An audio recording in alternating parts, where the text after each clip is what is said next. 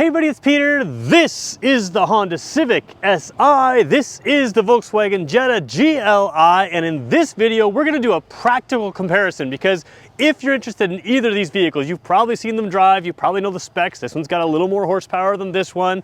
They're both fun to drive. This one's a manual transmission, this one's an automatic, although you can get it in a manual. And in this video, we're gonna talk about what it's like to actually live with these performance-oriented small vehicles. So, basically what we want to go over is what's it like with the tech on the inside? How's the seating compared to one to the other? What about rear seat and trunk space? So how can you live with this vehicle? That's the real key component to this video. And if you're watching, I want to thank Jim Gilbert's Wheels and Deals because you can come see these vehicles in person. And just so you know, if you want to know more about these vehicles that maybe I didn't cover in the video, let me know in the comments below because I'll come back to these vehicles to answer your questions both in the comment section and on future videos. So that's a great reason to subscribe. That's what we're gonna do, a real practical review. Let's get going. All right, we're gonna start off with styling, and let's just clarify. This is a 2021 Volkswagen Jetta GLI. This is a 2022 Civic Si. This one's got like under 100 kilometers. It's basically a brand new car. This one here has about 35,000 or so kilometers, so not quite as brand new. And there's gonna be some differences in trim and that kind of thing, but the idea is we're gonna give you a basic sense of what these cars are like. And let's just start with styling. Of course, the German vehicles, they kind of stick with what they've got. They've got a similar look for years with the Jetta, just evolved and evolved and evolved. I will say that the paint on this one, although these cars are not as clean as we'd like them to be, there is a more metallic paint here, and you can kind of see it in there through the dirt, the metallic paint. Both the Civic and the Jetta have a metallic paint, but as you can tell, there's sort of more of a metallic in the Jetta than the Civic. Both, of course, equipped with LED lights, these dark black wheels, and large front brakes on both vehicles as well. Of course, on the Jetta, you do have the extra red painted calipers, which make you feel better. They're not Brembos, but they do look kind of sporty. And red accents are kind of the key. You can see the GLI badge right on the side there. And of course the GLI badge on the front with the red stripe.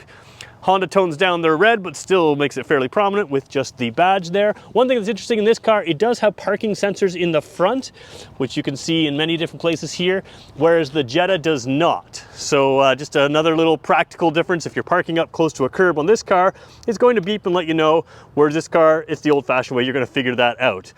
All right, let's come around the backside for a second here, show you the lights as well. These are two black cars. They're the hardest color to film, and we're dealing with a sunny day on this side. It's gonna be a cloudy day over here, so it's nice and shady over here. But again, Jetta from the back, really not a whole lot different. You got the dual exhaust. The GLI badge is really what throws you, tells you it's something special. And you do have a small lip spoiler here, which is the typical German subtleties. Stepping across to the Civic, although it's toned down from previous Civics with their really aggressive styling, still have a dual exhaust. You do have a little bit more of aggressive styling, in my eye, than on the Jetta. A little bit of a split spoiler in there, so a little bit difference in the center, whether that's styling or aerodynamics, Honda will have to tell us someday. And of course, both of these are four-door sedans. You can get the Civic in a hatchback in other trims. You can get the Jetta in a Golf, which is a hatchback, but these are both sedans. So fairly similar vehicles looking at that. Now let's take a look inside both of these and compare the driver's environment of both. Before we go too far and I jump in, I want to show you the keys. Very similar, minimalistic, slim keys on both. Both have the branding on the back side, both have the buttons on the front side.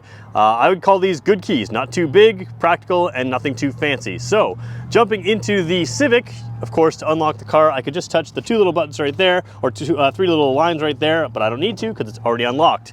The Civic we have today is cloth seats, and in a performance car, I prefer cloth seats, but there will be some advantages to the leather seats that we'll show you in the Jetta when we get there, so we'll get there in a second. Coming in here, I'll show you what I like. You've got kind of unique style gauge or venting in here. You've got the digital dash. You can hear the singing the tune that every car sings, and it gives you a little display to tell you this is indeed an SI. Let's hit the start button over here. It is buried behind the steering wheel here. Start it all up. Oops, we gotta put the clutch, of course. This is a manual transmission, so put the clutch. We'll make sure we're in neutral so I can release the clutch. So digital gauges in here. You can see my red shirt reflecting back. I did not wear a black shirt today, so you will see some reflection in here. Good information here in a classic gauge style. So you've got digital speedometer in the center, but the regular speedometer on left and right. So again, you can customize these gauge clusters up a little bit here. But I like that you can have this sort of traditional gauge style. It tells me that, hey, someone is sitting in the driver's seat and they are not buckled up, so we could fix that for it. In fact, let's just do that for a second. We'll buckle up here really quickly. Overall, the feeling here is of a very sporty cabin. Let's go wide angle for a second here. As we take a look at the wide angle, one thing I don't like as much is this, well, one thing I do like is this feels very driver-centric to me. On the Jetta, you're gonna see that the screen is angled just a little bit to the driver. I would prefer that from a styling perspective. This one is very flat to the car, so square out, but lots of things in here. You've got navigation in both these cars. Fairly quick reacting things. Of course, navigation, it's got to quickly find the satellites, and not on a digitized road. You're right. It's this car's been driving around the parking lot a little bit from the looks of it. But yeah, you can sort of use their Honda's regular buttons here as well as their non-regular buttons. Honda used to have the steering control. You could sort of glide your finger up and down for volume. I didn't like that because I would find I'd steer like this and turn the volume up or down. They've gone back to the regular buttons that you like. So you've got a wheel here, a button there, and of course you've got all the safety features here. Lane smart cruise control, lane centering technologies. You've got the automatic headlights. Whoops, let's just see if we can get in there. See, there we go. Automatic wipers, excuse me. Automatic headlights as well on this side. Fog lights. So overall, very good feeling. You do have the dual zone automatic climate control as well, which we like to see. And you have heated seats. And of course, because they're cloth, they will warm up quickly. However, no ventilated seats, and that's in part because they're cloth. So wireless phone charger down here. Gear shift, hard to show a gear shift on camera. This is a very small knob. That's typical Honda type stuff. And you know, one thing I haven't tried before we got in the car is the drive modes. So let's just see what it says here for drive modes as we hop through. Drive modes. We've got sport, individual, which you can customize up. And you've got, there we go, sport, normal, that's it for the three. So individual, let's just see what we can do here. We'll hit OK and see what we can customize up. We're gonna go to customize, and you can customize the engine, the steering, and the gauge cluster. So you can make it look different things. So we can go gauge cluster to the sport gauges if we wanted to, which right now I think they kind of are. Oh, there's the PSI gauge there. If we go to gauge cluster to normal, yeah, I didn't see a change there. So we'll have to play with that a little bit more in the future. Again, I didn't get a full review of this before I jumped in, but there's all your apps, Bluetooth connection, Android Auto, Apple CarPlay, Sirius satellite radio. So nice stuff through here. And again, let's take a look at those seats on wide angle again. Coming through here again, this can skew the view. Nice red and dark. Now there's no adjustable headrest here, but I don't know that that matters for most people. I think it's pretty comfortable seats. I can tell you that I am quite comfortable sitting in these seats. This is the passenger seat we're looking at. One thing that's interesting is these are manual seats. The driver's seat is a manual seat as well. So you do have the manual as opposed to the powered seats that you will see in the Jetta. Coming up here, we do have some extra power things. You've got your garage door openers there, 1, 2, or 3 if you want, and you do have your sunglasses holder here, and if we can spin up around here, you do have a sunroof now. It's gonna look large on camera, but this is a traditionally sized sunroof. The Jetta will be larger. So overall, which driver's environment is better? Well, let's take a look at the Jetta and figure out for yourself which one you like better. All right, approaching the Jetta, same idea. You can just touch the door handle right in that little spot there. That is not a button, it's just a spot, and that will unlock and lock the doors. I just locked it now on myself, so we'll see if we can get it back. There we go. Tap there and lock it. Now, first of all here, like I mentioned, leather seats, so you still have the red accents in here. The difference, of course, red stitching and leather seats. Let's talk about what's better and what's worse. Well, first of all, we talked about, we've got power seats here, power lumbar. We've also got memory seats, which is nice. Up to 3 drivers can set their memory, not just 2, which I really like that you have an extra third driver seat memory in there. Square bottom steering wheel. Let's jump in here.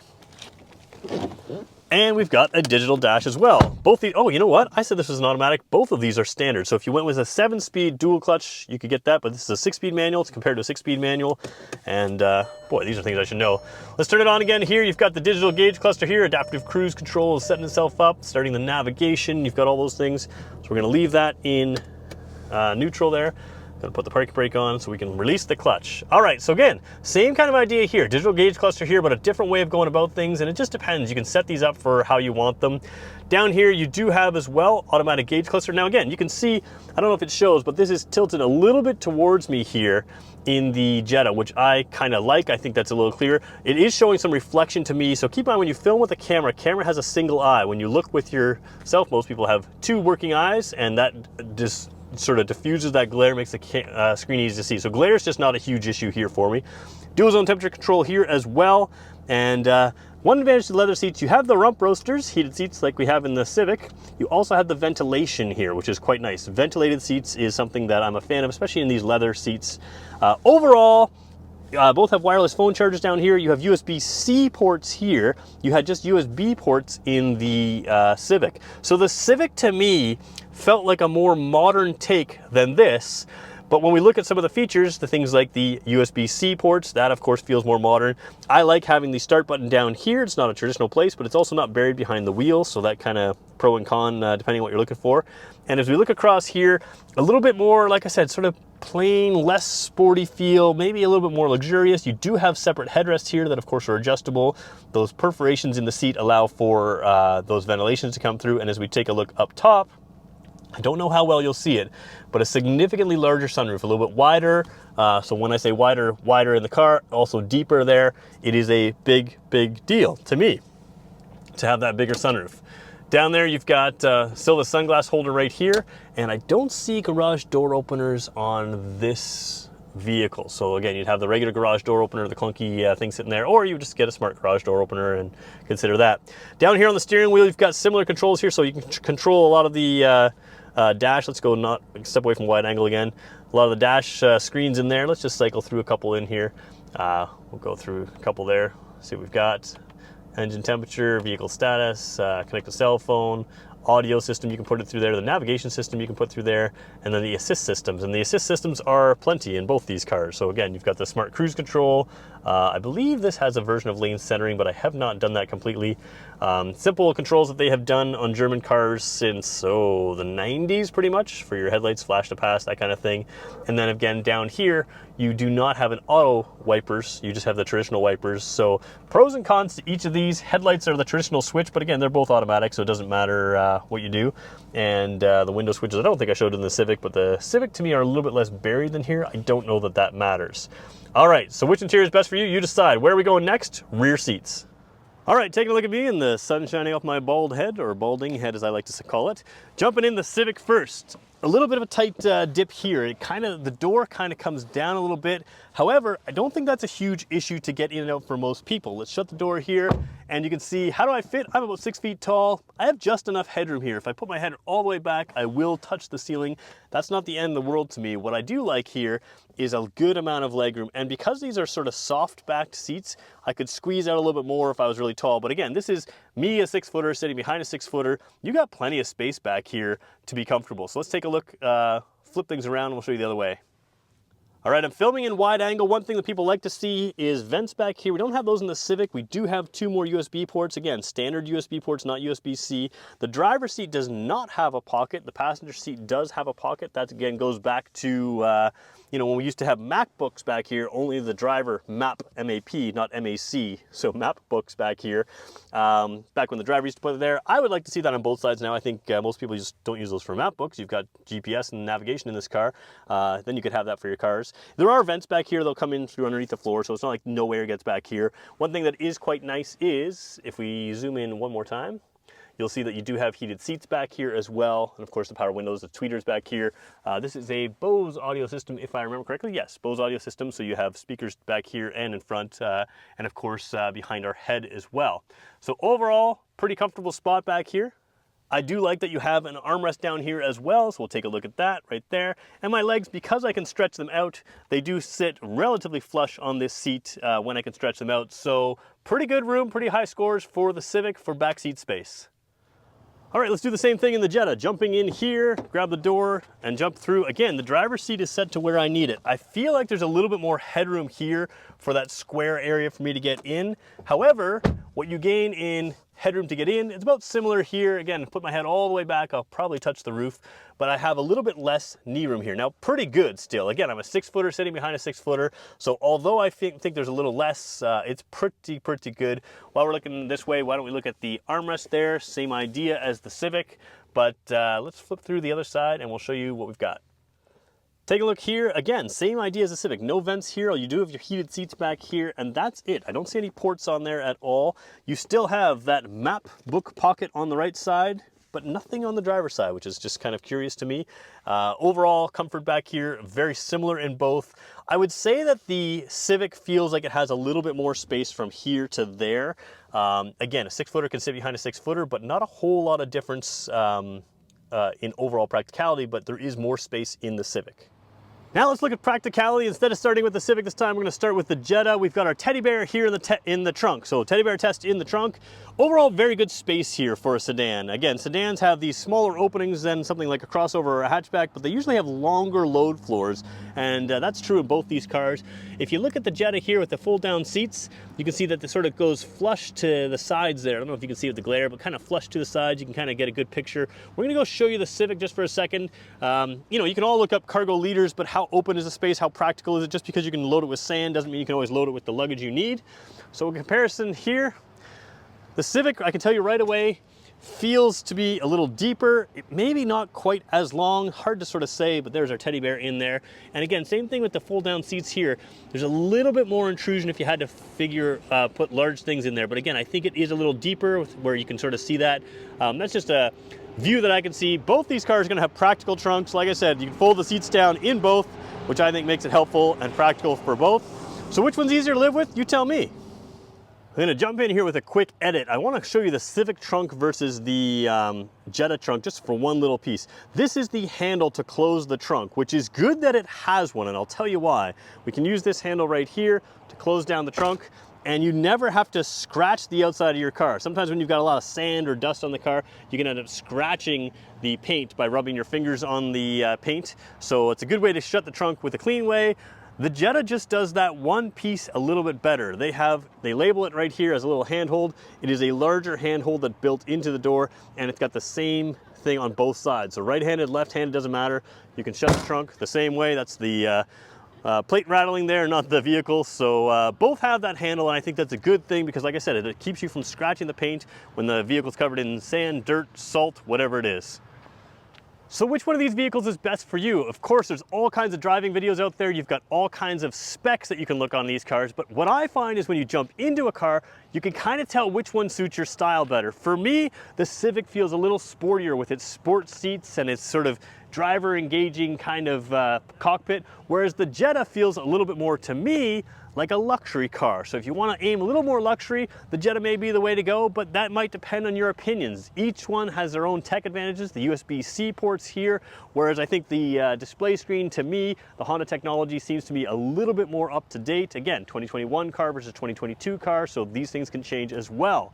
Which one's best for you? Well, you can come check them out at Jim Gilbert's Wheels and Deals here in Fredericton, New Brunswick, or if you want to know more, let me know in the comment section below and I can do more videos to compare the kinds of things that you want to see, including potentially a driving video in the future. So let me know what you want to see, and thanks everybody for watching.